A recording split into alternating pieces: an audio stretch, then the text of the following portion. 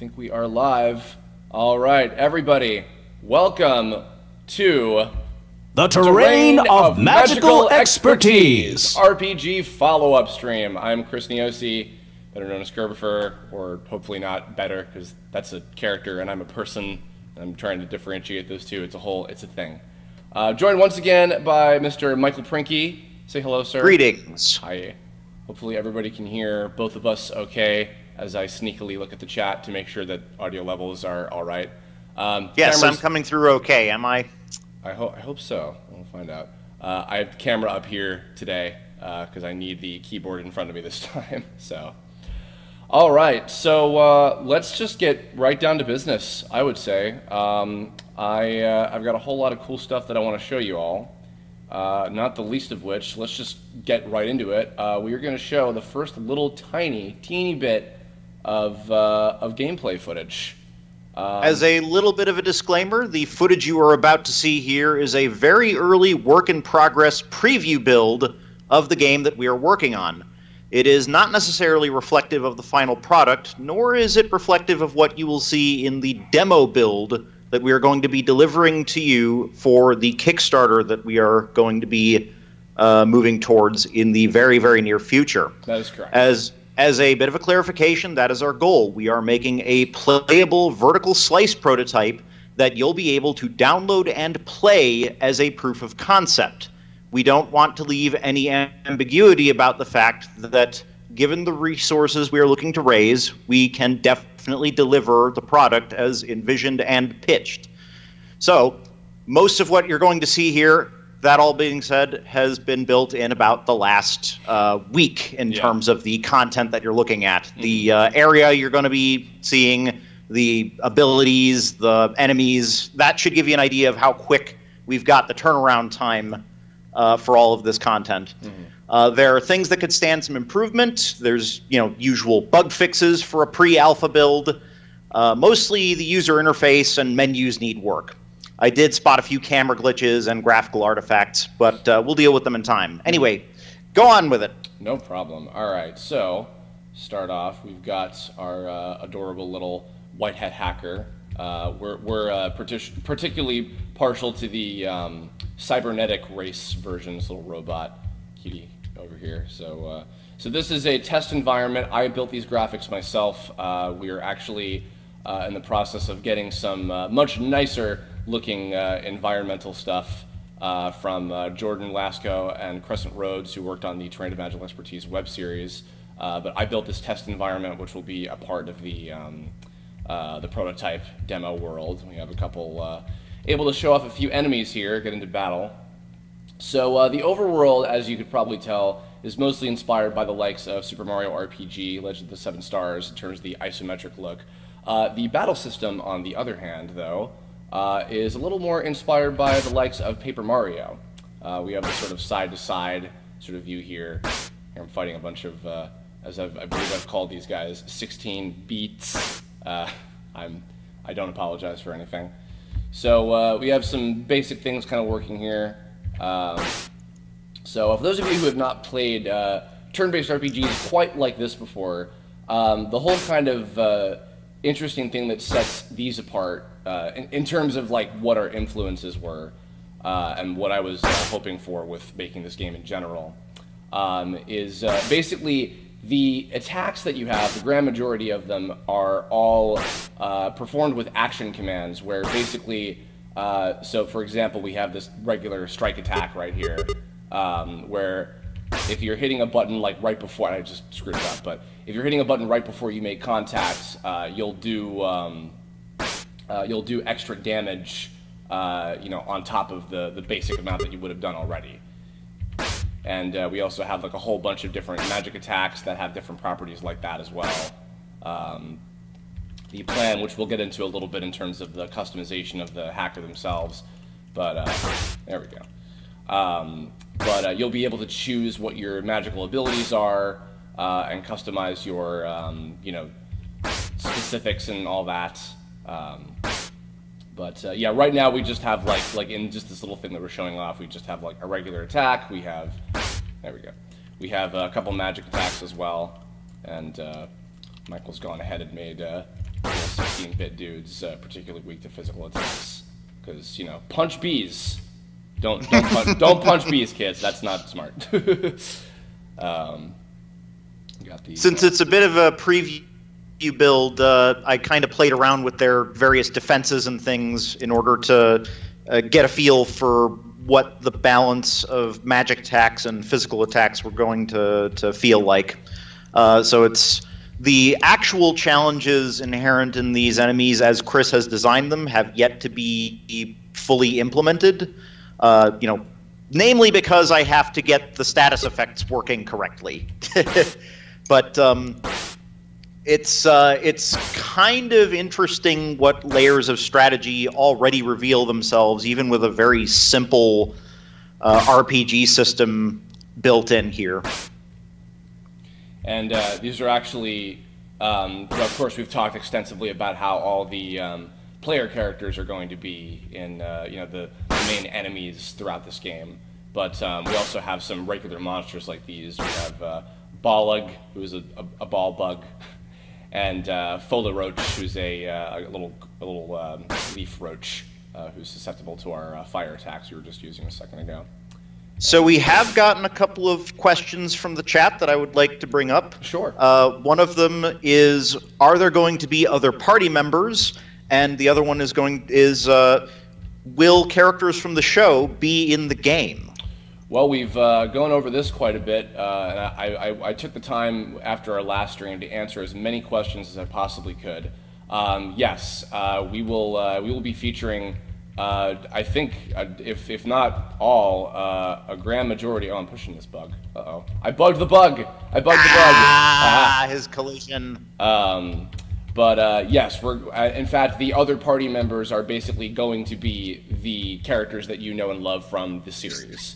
I think this also concludes our little... He's like, get away from me, man. Get away from me. I think that's the end of that section. I don't want to mess with you. Yeah, that seems to be a little bit of a bug with their battle trigger. I'm not sure. I ran into that like on one of my test runs before I shipped it off to you. I wasn't able to figure out what caused it because I only got it happen once. Oops. Oh boy, it's a disaster. Drink here. Moving. Oh no. There we go. Okay. Sorry. Moving things around a little bit. Whoop. Hello, everybody. Hi. Okay. So, actually, I think that this is a good opportunity to talk a little bit about the and answer this question in a way regarding what the story of the game is going to be. So we'll just give some very basic details. So the story is you are playing as this white hat hacker character who I will show right now, and basically you are given a copy of this awesome new game called Terrain of Magical Expertise. So it is a game about the game Tome. So, you know, stay with me. There's a lot of meta to this.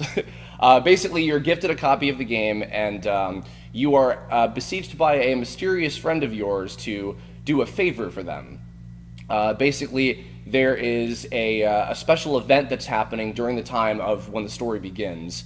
It's kind of inspired by, interestingly enough, if anybody remembers the Atari Sword Quest and the kind of controversy that surrounded that during the video game crash, where there were like these 4 different competitions that happened, you know, with these 4 different games or whatever that came out. So basically, it's a big competition happening across the entire game that everybody's entering into with fame and fortune as the prize, more or less.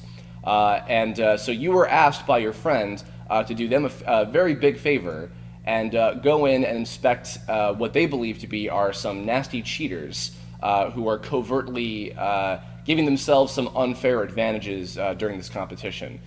So when you go in to start this kind of underground mission, you run into some very familiar faces, which I think it's safe to say are Alpha and company. We've talked in the previous stream about how, of course, they will be featured and they're going to be your party members and things. And so you get kind of roped into what they're doing and then become friends with them, and you get to know about what's going on with their lives and everything, and then, you know, the story kind of, you know, rolls from there. So that's the very basic premises where you start off with, and, you know, what your whole kind of motivation for what you're doing is, more or less. So we wanted to address a few different questions that were brought up by a whole bunch of folks during our last one. Again, I went through as many of the comments as extensively as I could to answer people's queries. A big one that we got is actually about if this is going to get console support. Michael, I'm going to let you take this one because this one is far above my pay grade in terms of knowledge. So, okay, so we've had a lot of inquiries about console support for the game. Of course, that is something that we definitely want to do. The most requested console that we've seen is the Nintendo Switch, and while that is definitely the platform that I am most eager to put this game on, Nintendo is currently pretty guarded about who gets a Nintendo Switch dev kit. There's not really an easy channel that we can use to get one, and so it's not really an easy way. Like, I can't make promises about it very concretely right now. Yeah. We're not going to say never. This is something that we really, really want to do for you guys. This is something that I really, really want to do for me, even. I'm dying to play this thing on Switch myself. As am I. But until we can establish firmer contacts at Nintendo or something like that, there's not a whole lot of positive stuff that I can tell you with regards to that. Who knows? Things might change in the next few months. We are definitely going to have a healthy development time ahead of us when the project does take off one way or another. So within that time frame, they could just as easily make it more readily available. But for right now, I'm gonna hold off on promising anything, just because I don't really have the freedom to make that promise. With regards to the PlayStation 4 and Xbox One, there is an awful lot less red tape. They are very much doable as build targets. We are wary of spreading ourselves too thin on both what the development team is going to be focused on and in terms of the cost of getting the dev kits. We are aiming at a low budget overtly. So what's likely to happen is we will definitely support them, but it may launch on those platforms after the initial release on PC. If we can do better than that, we definitely will. But that'll depend largely on what kind of resources we actually end up raising. Right. Basically, if I've got like 2 more programmers to work with, then it becomes a lot easier to handle the platform support. The other thing actually worth being transparent about here is one of our goals for 2018 is actually to attend GDC, Game Developers Conference, which is here in California, not too far away from where I am. And that is, as far as everything that I've learned from people far more experienced than I am, that is like the place to shop for publishers. In which case, if we, this is also not a guarantee either, but if we secure ourselves a publisher who's interested, and by that point we would like to have a pretty decent amount of the game to show. This would be like springtime of 2018 or so, like a few months ago, a year from now.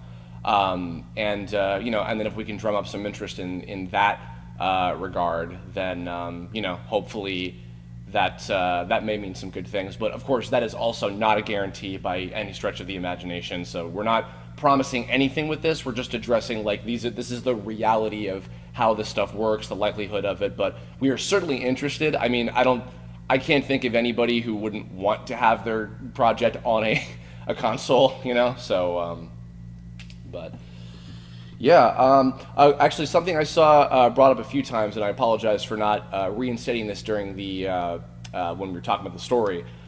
So this is actually a completely new continuity. This is not connected to the series at all. It's a whole new canon, basically, from the ground up. So for fans of the show, if you know the characters, you're going to see all the characters you recognize. But for newcomers, this is a totally new thing that you don't have to have knowledge of the show to get. In fact, we're actually taking some kind of interesting different directions with these new iterations of some of the characters. There's certain things that I'm actually very, very excited to reveal in due time about how kind of some of the new versions of these characters are going to be. But that will be probably when we get closer to the Kickstarter. I'm also seeing a lot of questions about if we're going to include voiceover. For the prototype demo, I think it's also fair to say we actually, I'm very happy to say that we got all the main cast back to reprise their roles.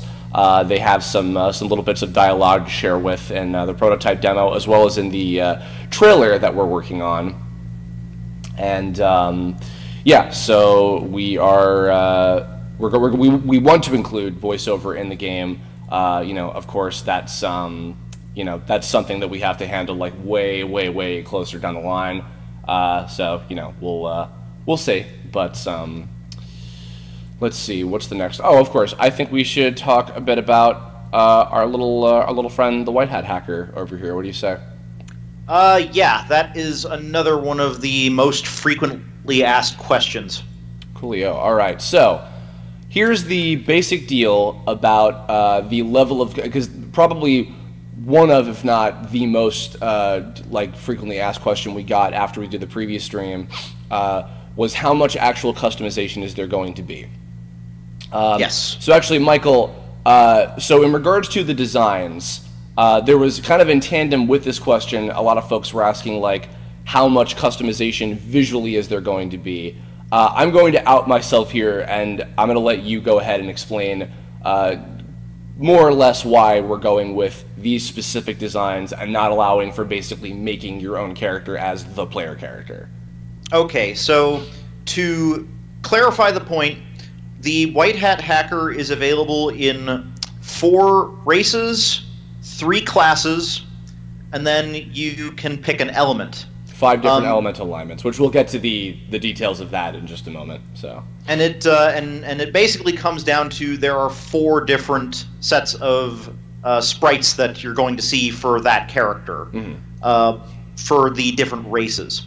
The reason that it is going to be that tight, I guess you could say, in terms of customization, the reason we're not going the whole 9 yards and letting you have a build-a-character system is mainly to do with our productivity, mainly to do with Chris's productivity, to be very, very specific. Yeah.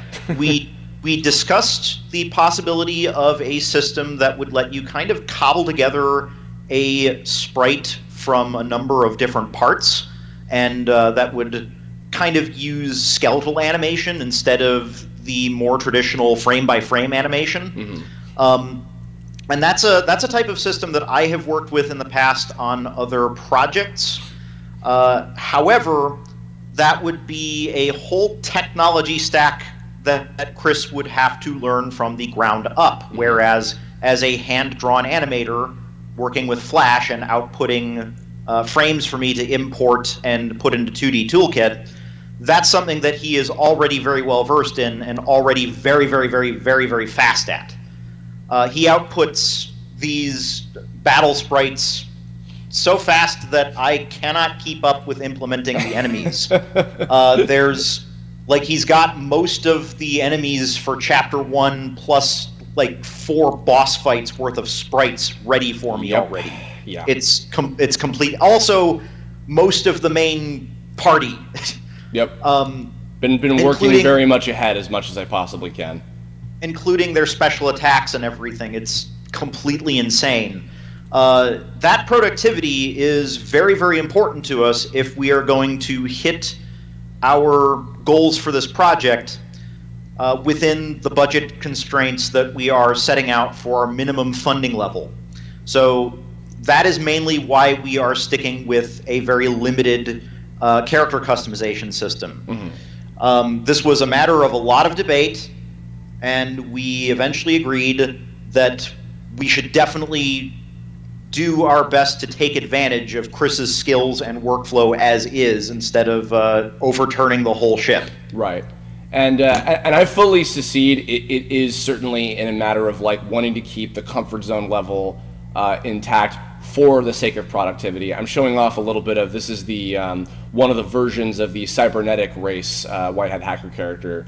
You might notice there's a little difference on his arm, or he, she, they arm, could be anything you want. So doing one of these can take me a day or two depending on how many animations there are going to be. The thing is, so we export each of these frames as a different image. So we have folders upon folders, and basically, so we have technically two different versions of each of the hacker designs, because this version, as I'll get into the details of the classes soon, this version has a weapon that they have access to instead of just their bare hands, or robot hands in this case. So that means that's, to begin with, that's 8 like full entire folders of all of these animations for just the white hat hacker character.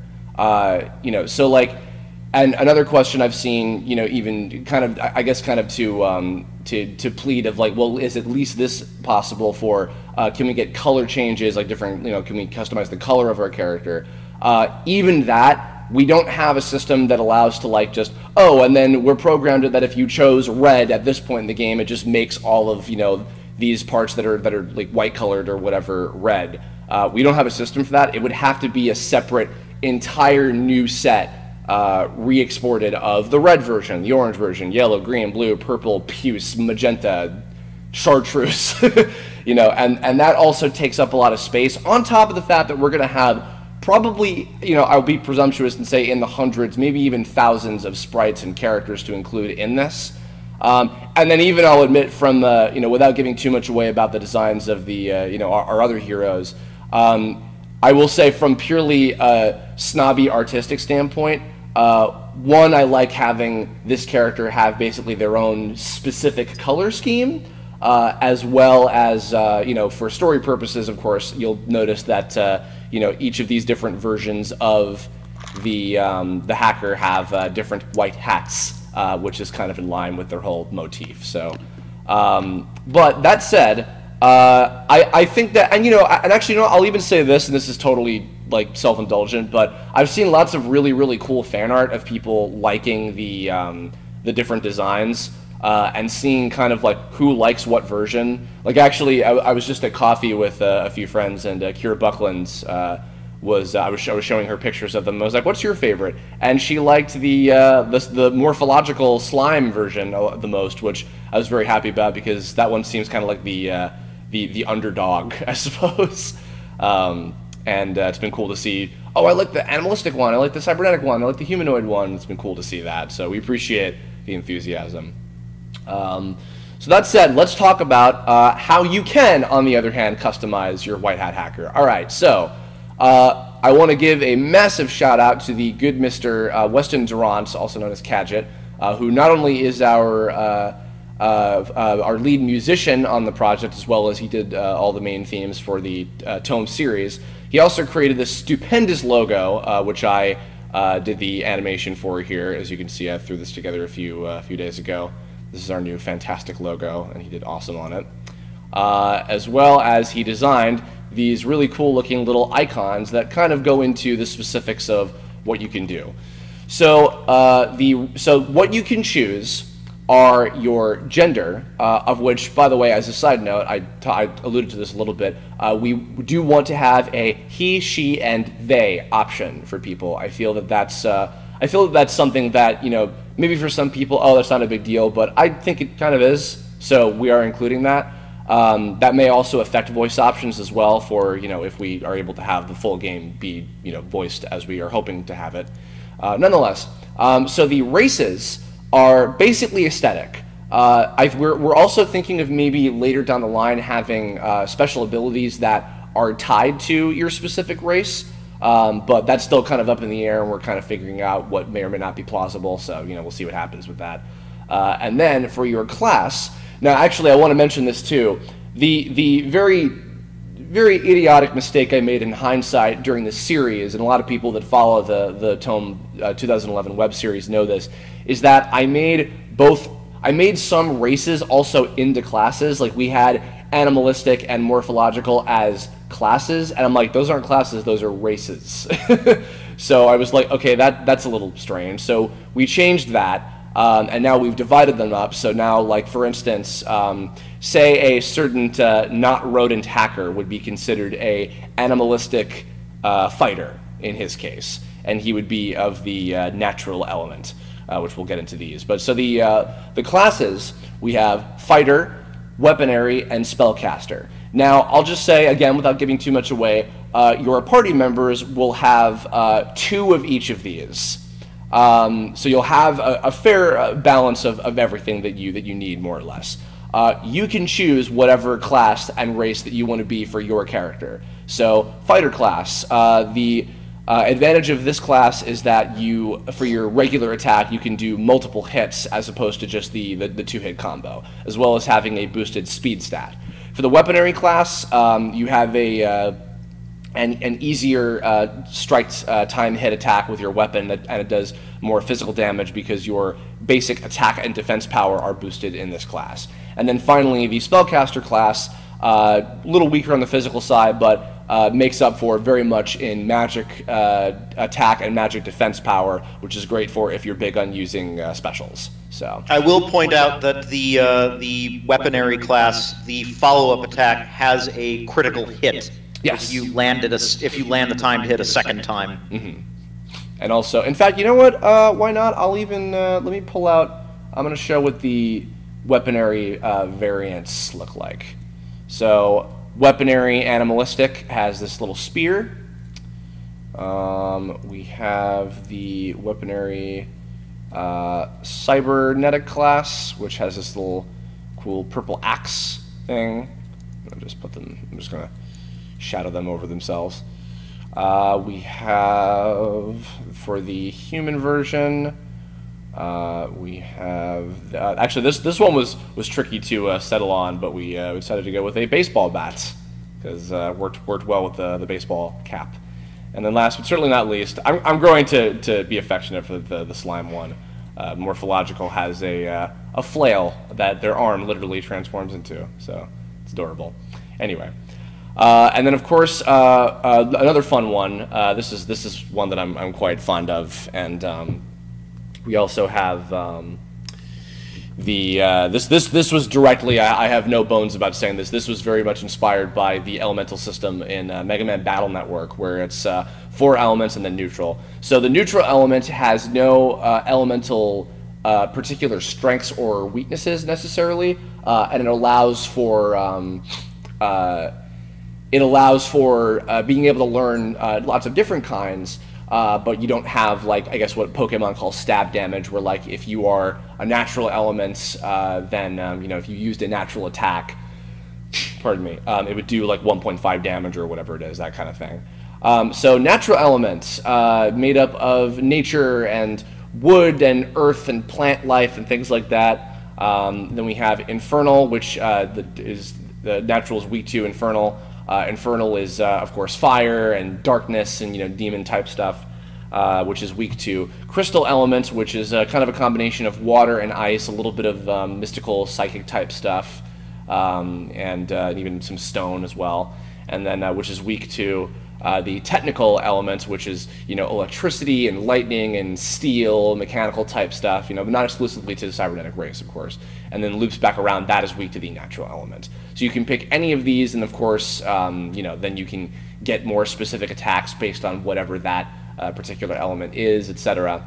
So yeah, so that is the grand majority of stuff that you can do in terms of how your character will play in the game.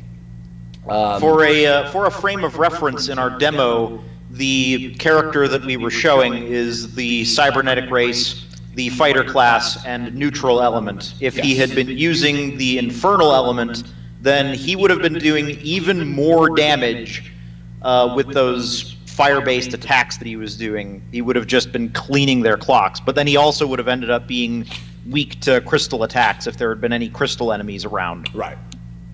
So yeah, we've been using our biased cybernetic one as our guinea pig, more or less.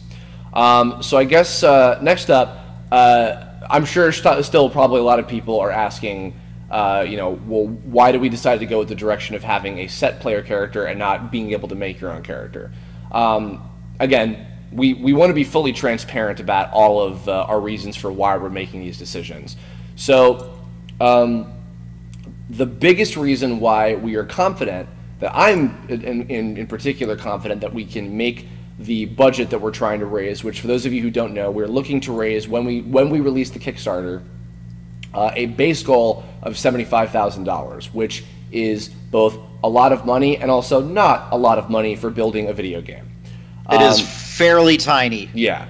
So, but one of the reasons that, or again, sorry, the biggest reason why I'm confident that we can make that money is because what we're doing with the donation incentives of, being able to literally have your own character be put directly in the game, and not like, oh, I have this character creation system and I can just like try to make it look like my character as much as possible, or try to make it look like me as much as possible, or whatever kind of thing. Where literally just you donate, your character as they are designed, more or less, gets to be in the game, just flat out they're in it.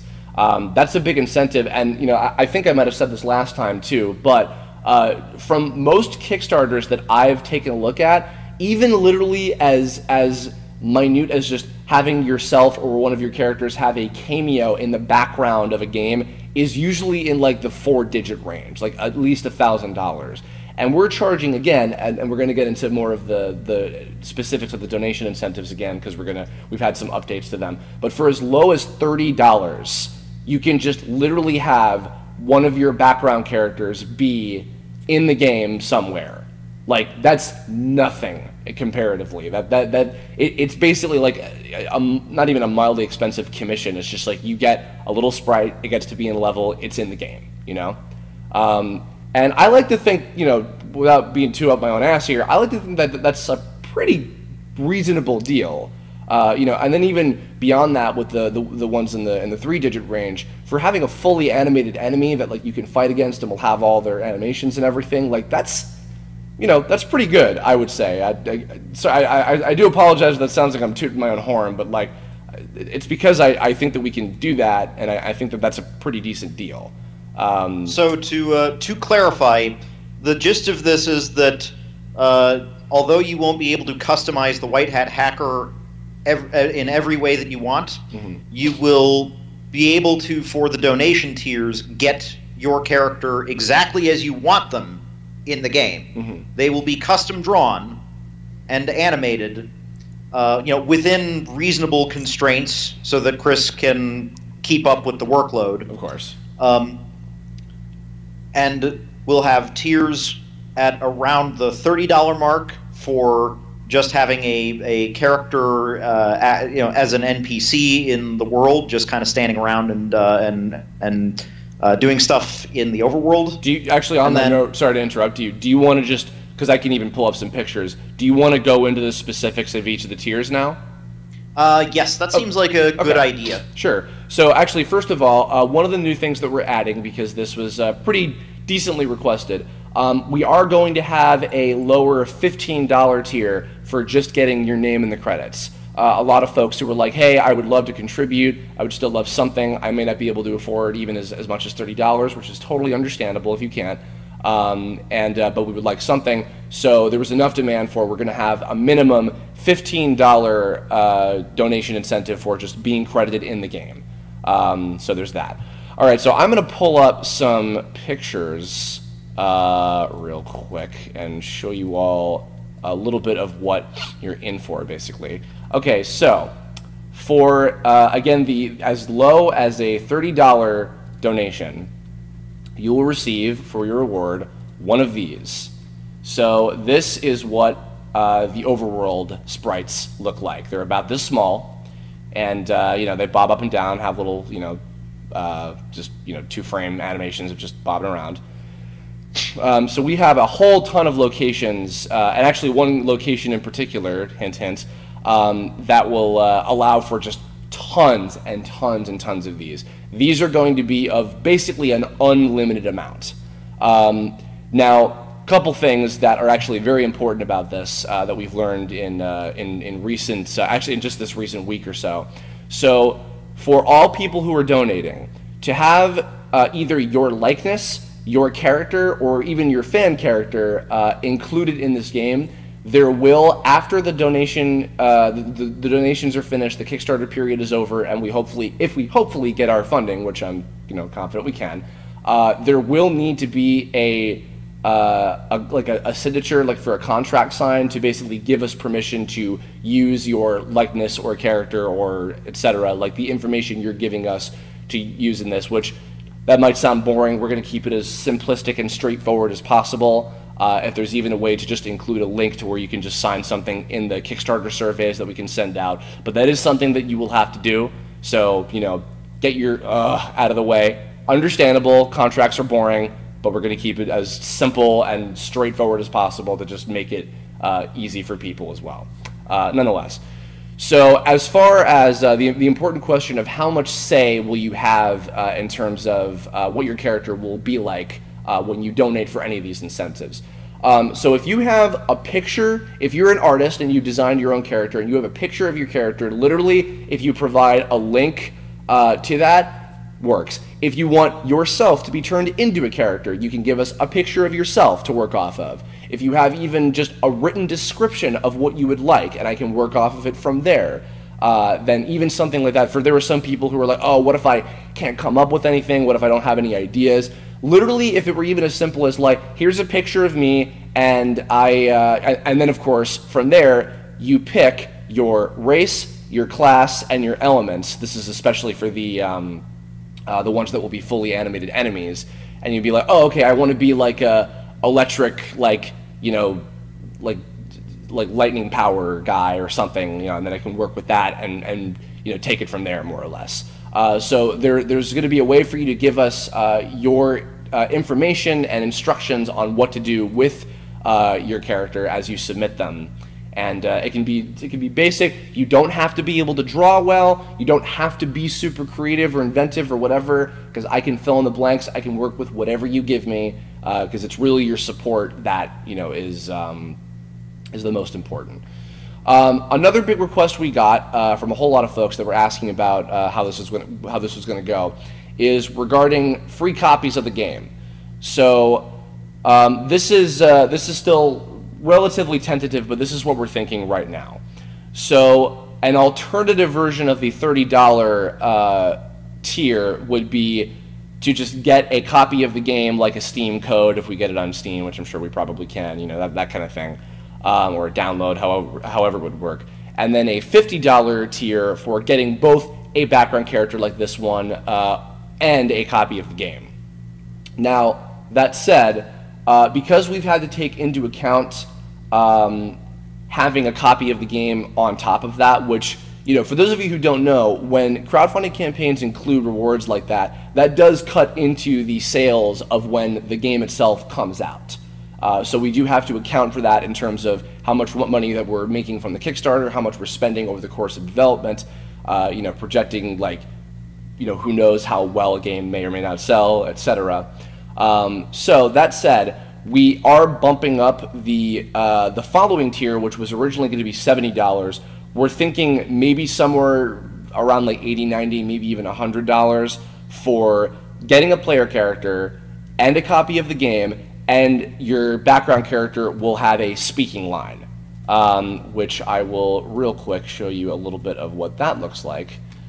So these are the talking avatars. So we have a few different emotions that we made for each of the different versions of the White Hat Hacker, and they're super adorable. So this potential, anywhere from $80 to $100 tier, again, you will get one of these and one of these with a speaking line and a copy of the game. This is accounting for the time it takes that it takes to make one of these, which is pretty quick, one of these, which is relatively quick, and as well as if we end up doing full voiceover for the game, getting it recorded.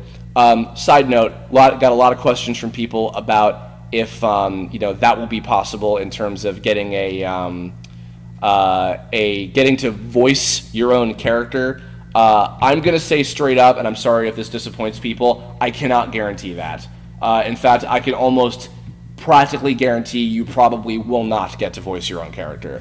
I'll say, and again, I'm sorry if that disappoints folks, but please believe me when I say that is a absolute nightmare in terms of coordination, making sure that the quality is decent, and I mean, and consistent. It's going to be difficult enough now that we know that we have to also have, contracts signed by people, which we're going to give a decent amount of time for folks to sign stuff and get us back their information.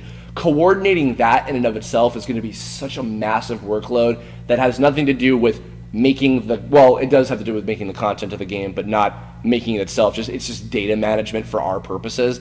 So imagine on top of that, like, okay, we got to make sure that all these people even have microphones and that their audio quality doesn't suck and etc. So I do apologize if that dashes any of your hopes and dreams for having your video game voice acting debut, but I hope that you'll understand. So, but that aside, moving on. So now we get into the big ones. So now these are in the $300, sorry, the 3-digit range. So for $200, I'll show another one as an example actually. For $200, you will get a fully animated enemy character.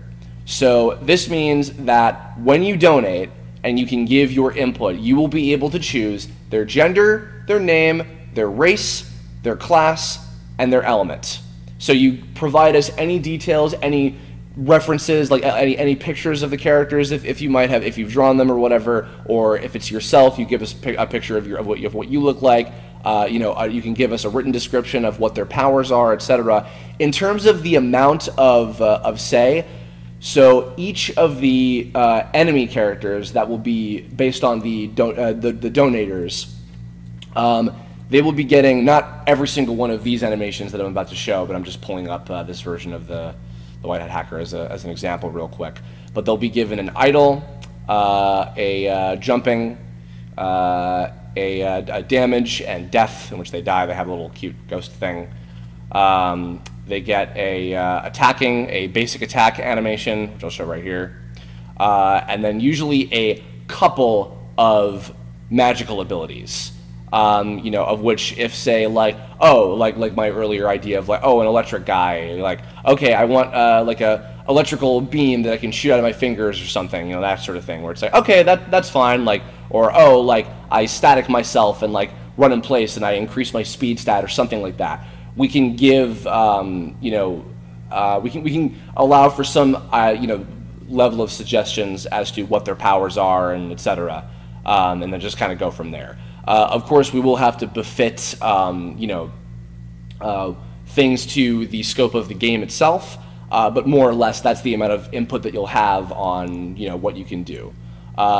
Something I will raise is that if you don't have good ideas for special attacks now, you will certainly have good ideas for them after you play the demo, which is going to have a fairly good sampling of what you would call enemy player style enemies. Yes. We're going to be having, actually, you know what, after we're done with the donation incentives, let's talk a little bit about what's going to be in the demo, because I think that's pretty exciting. Last couple things. So for a little more than that, the $350 donation incentives. So this will be all of what I just mentioned, an enemy character, and they will also be shown during a special part of the game. I will not go into so many details on what that includes right now, but I'll say that the the $200 ones will be included in just like different levels, like in overworld stages, like we were just showing them the little test thing a second ago.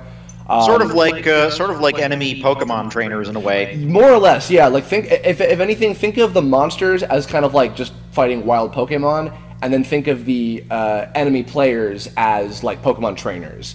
In fact, we're even thinking maybe of having a thing set up where like if you approach one, then they stop you and you have to fight them no matter what. So even the $200 tier is a fairly challenging enemy in the game. Yeah, and then the $350 ones, you'll get one of those, and they'll also be shown during a particular part that might be a little more relevant to the story. Won't go into the specific details, but that's a little more incentive. Yeah, like, oh, okay. It's kind of spoiler territory at that point. Yeah. In fact, you know what? I'll say this.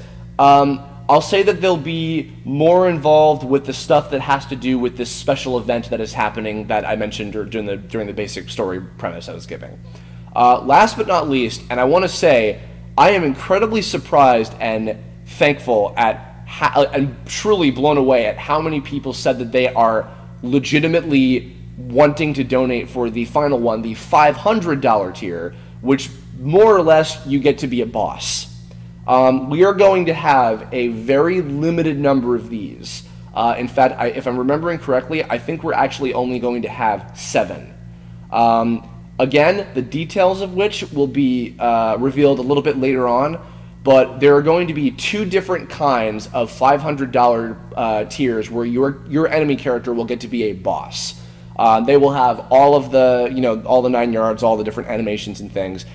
The difference with the $500 ones is that you will have direct communication with me on what their powers will be, how their battle will work, and everything. But there's going to be a very, very, very limited number of these.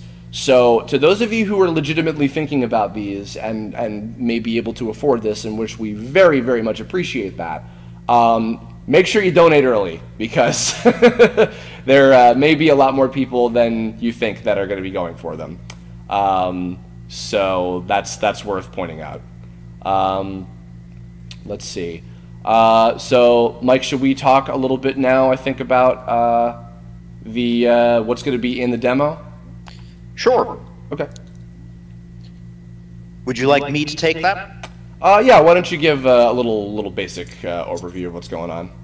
Okay, so the demo is going to be a vertical slice of the game. It is going to encompass about 4 explorable areas. There are going to be, let's see, 1, 2, 3 major boss fight kind of encounters. One of them will essentially be the enemy team type of setup that we were talking about with the $200 tier. It'll be an illustration of what the various roaming enemy contestants might be like. One of them is going to illustrate a certain type of special attack mechanic. Mm-hmm. Can I tell them exactly what type of special attack? Sure. We're going to have combination attacks. Mm-hmm. We're going to have the good old team attacks where 2 characters can basically blow a whole ton of their SP and combine their powers to do one really frickin' big honkin' attack that either does a ton of damage or has a really, really great special effect. High risk, high reward kind of thing. So actually, just to give an example, fans of the series, by the way, might remember a certain combination attack that involved spinning around and being engulfed in fire. Mayhaps 2 certain very adorable characters may or may not be able to do something like that in the game. Yes. And to be clear, there are enemies who will have these as well. Yes. So you will need to be on your toes. Yes. And then the final encounter is going to revolve around a special mechanic that is exclusive to the White Hat Hacker, mm-hmm. which is one of the reasons that we wanted him to be unique, or her, as the case may be, or it, or she, they, and a. Carry on. Yes, pronouns. Sorry, I'm clumsy with that. No problem. So anyway, so the White Hat Hacker is going to have hacking abilities. Mm-hmm. As you encounter the enemy hackers who are trying to rig the grand tournament, the contest, as it were, they will frequently perform abilities that break the rules of the game, that even break the actual game systems. Mm-hmm. Things like removing your ability to target them, for instance, or removing a character's turn from the turn order, mm-hmm. Are a couple of the more low-level ones. The White Hat Hacker is going to have special countermeasures available to be able to deal with these, as well as a handful of abilities that give them flexibility. So one of the ones that we were talking about was the ability to change elements mid-fight. We were thinking the White Hat hacker might have the ability to do that. We have a lot of experimenting that we need to do in order to get the feel of the White Hat's abilities right. But the gist of it is, if you think about the normal specials as being like your standard magical attacks, then you can think about the White Hat's hacking abilities as being kind of similar to what the Crystal Stars do in Paper Mario and the Thousand-Year Door. Right. Where those are really, really big special abilities, and you have kind of limited use of them per fight. That's kind of what we're aiming at with them. There's going to be some trial and error with it, and some of them worth mentioning too are actually also contextual to perhaps who you're battling against, because the specific fights. Yeah, because certain filthy hacker characters have different kinds of tricks that they might try to pull on you, and so you'll have to basically do whatever you can to counteract them. And because you're being covert, because you're doing this favor for your friend, for your mysterious friend who's asking you to do this, and the folks you're teaming up with, the gang, are not aware of this, and they're not aware that there are cheaters. So even you are being covert in doing, you know, this is why you're a White Hat hacker, in terms of you're using your power for good to level the playing field against these people who are, you know, getting away with cheating on this game, and especially during, you know, this important time where, oh, there's this contest going on and there's money on the line, you know. Yes, the idea is to sort of act like a guardian angel for the party. But yeah, we're going to try and have a good mixture of abilities that are suited to specific fights, that are kind of, you know, special mechanics for specific boss fights, and then abilities that the White Hat hacker gets to use just whenever in order to give the player character something very unique. So the other thing, actually, is for the demo. Of course, we've only been being very careful to show the White Hat hacker character, but we are going to have in your party for the demo a total of 4 characters. You can have a maximum of 4 characters. The other 3 that are going to be joining you, so you can build your White Hat hacker with the stuff that we're showing here, and then your 3 party members will be, I'll say this, there'll be another neutral element, an infernal elements character, and a technical elements character. I won't say which of those. I'm sure the infernal element character, most people can probably guess who that is. I won't say who the other ones are, but I think you'll be delighted to see what our heroes look like now and what they can do now. I'm really excited to see what people's reactions are. I will admit, some of them I'm a little worried about, like, oh boy, I hope people don't complain too much about, you know, the differences, but I think that I really like, from the stuff that I've written, from the stuff I've animated, from the stuff I've created with these iterations of the characters from this new continuity, I like this version of the gang the most of any previous incarnation that they've ever been in, and I really hope that people like them the way that they're going to be as well. And hey, Chris, what's that? Guess what? Hi. They've already been programmed. Well, my God. They're actually farther along than the enemies that we showed in this test environment. And we're not going to show you all, so we will not be showing... We'll call it a teaser for another time. Yeah. Sorry. So real quick, by the way, so I apologize. We had some curve buffering on the stream a little while ago. Just to repeat some information real quick, because people wanted to know. If just in case, like, maybe the stream screws up and doesn't catch this for when we do for when the archive goes up, the $500 tier for the donation incentives for the bosses, there will be, I believe, a total of only 7 of those available.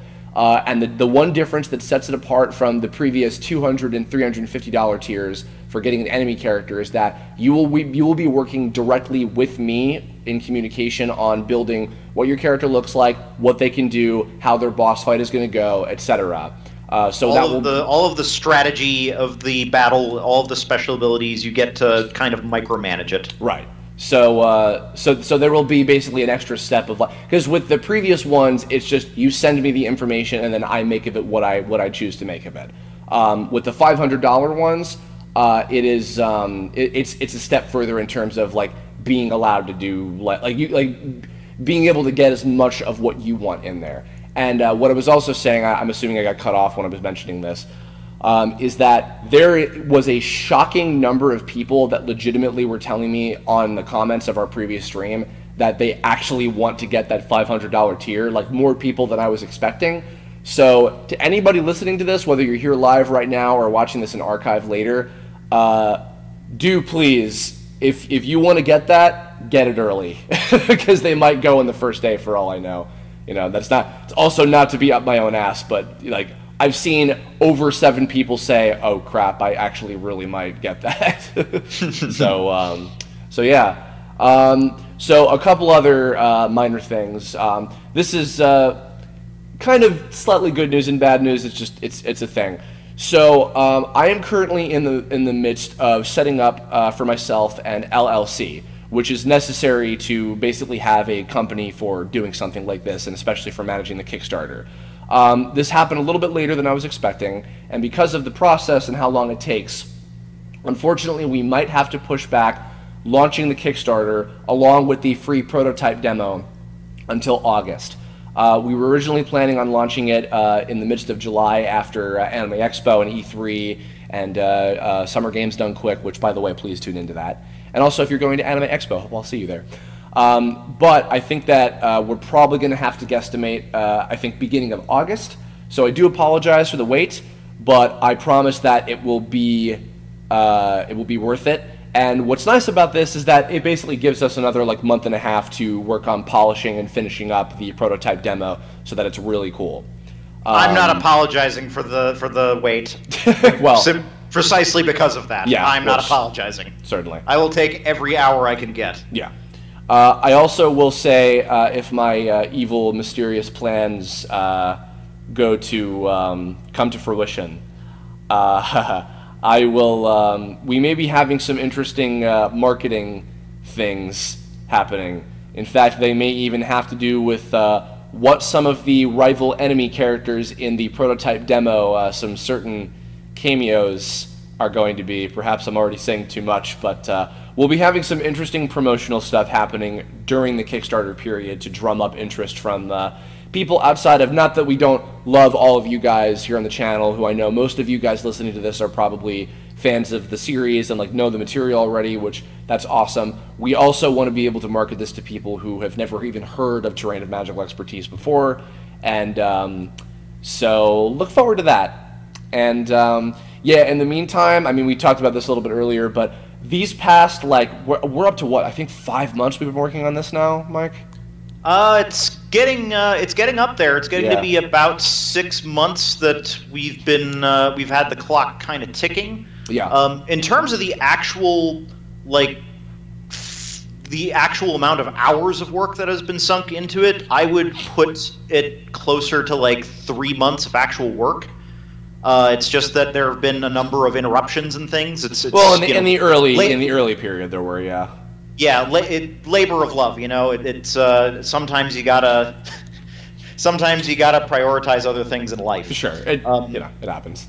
but yeah, it's we've been working on the underlying systems and doing all of this pre-production work for the last 5 or 6 months at this point, and it is immensely gratifying to me to be able to look at this prototype functioning here today in as much fidelity as it is.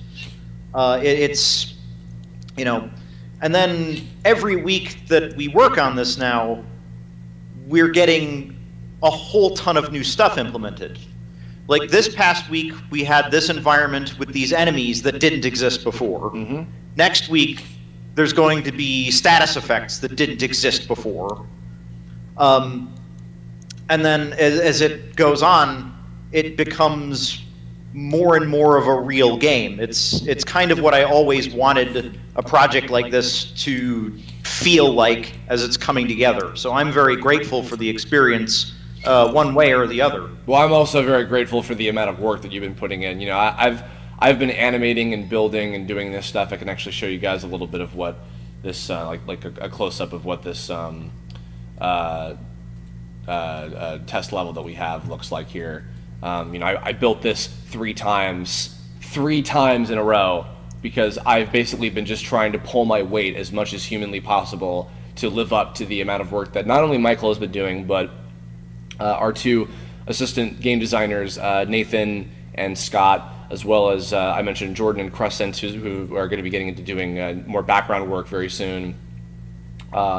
Shady and Mac, who we have in the chat, that came back to voice Alpha and Raccoon respectively, and you know, we have Kadget, who did all the UI stuff and all these really beautiful looking graphics, as well as the logo, and he's done some music. We actually have our new theme song, which I've written lyrics to, and I'm very excited to share that as well. We have on Tombstone, Yoav Landau, who is of course also doing some music for us as well, and he's awesome. Mike Lucas. Oh, this is cool. Mike Lucas, who is, I kind of consider more or less the co-creator of TOME in a way, has actually redesigned all of the main characters. So Alpha and all of the gang have been redesigned by him. And if you guys have not seen his work before, follow him on Twitter at Mike Lucas. His stuff is incredible, and it looks so good, and you're going to love how the characters look, I think, mainly based on his stuff.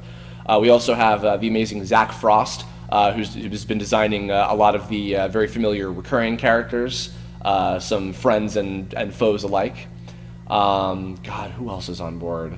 I think, is that pretty much everybody on? Fooly, Terrence Lipinski, who also was a background artist on the show, has designed our amazing looking world map that I'm also excited to show you guys what that looks like as well. So, whole lot of cool stuff to share in the hopefully very, very, very near future. I don't know.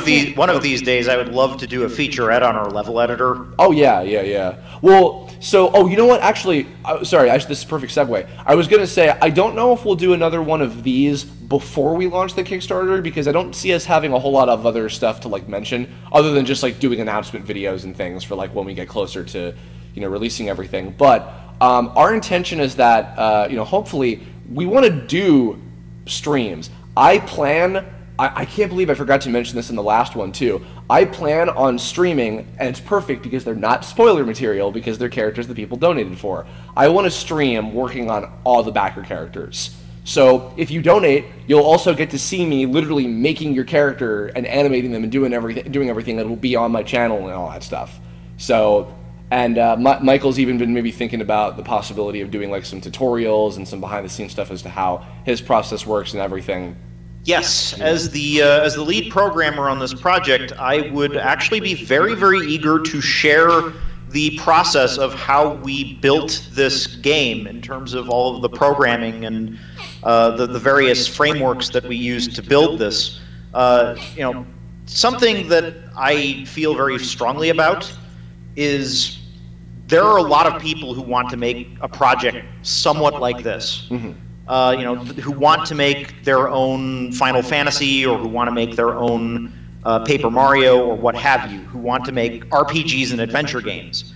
When I was going to college, you know, there wasn't a lot of support for that in the game development programs that I worked in. They would kind of tell you, oh no, that's too scary that's too big, you'll never do it. And, well, you know, here I am a number of years later, having worked, you know, with a little bit of help from a couple of other programmers, but mostly put this together by myself with a lot of input from you. I'm like, yeah, that's totally possible to build an RPG or to build an adventure game, and I would like to share how to do it. There is a concrete process that you can take. There are specific types of systems that you can build that help make this easy to create, that make you know, adding content to a game like this that requires a lot of content, something that is attainable. if you just plan it out correctly and if you just architect the systems correctly. That is something that I would be really, really excited to share. I would like to do tutorials showing you how we built this. I would like to do featurettes, showing more general overviews of things. Anything to help you guys understand how games are built, and particularly how story-driven types of games are built, because this is the sort of thing that I have always wanted to work on. And I mean, that's what made this such a perfect fit, because with sorry, I keep saying, I know we talked about this last time or whatever. There were some other opportunities that came up over the years, like while I was doing the series, where I thought there was a possibility of a game happening while I was doing the show, and I was biding my time and waiting for just the right person to partner with, the perfect circumstance, and the perfect type of game that I wanted to make. And there were a lot of really, really awesome folks that we learned a lot from.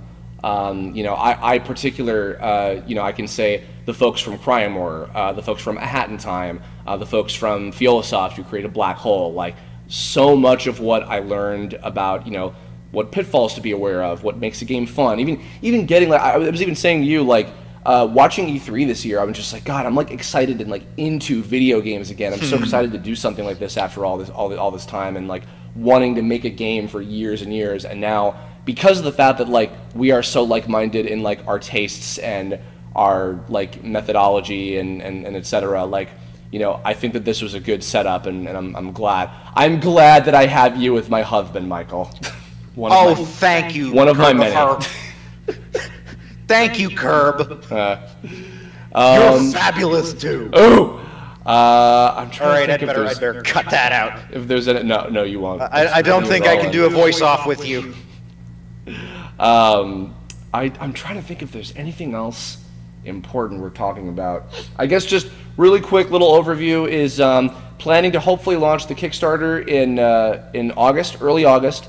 Looking to raise $75,000. We have donation incentives. We have a new $15 one for just getting yourself credited in the game. For as low as $30, you get to be a background character. For $90 to $100, you get to be a background character with a speaking line and get a copy of the game. $200, get a fully animated enemy character. $350, fully animated enemy that'll be an important part of the game. And $500, you get to be a boss. That's the basic gist. Whole new continuity, not related to the series. You don't have to know the lore and mythos and history of all the characters. It'll be a whole new from the ground up thing. It's going to be super, super cool. So I'm going to start closing out some stuff. Michael, I think we're just about to wrap up things here soon. So do you have any other parting words that you wanna give us?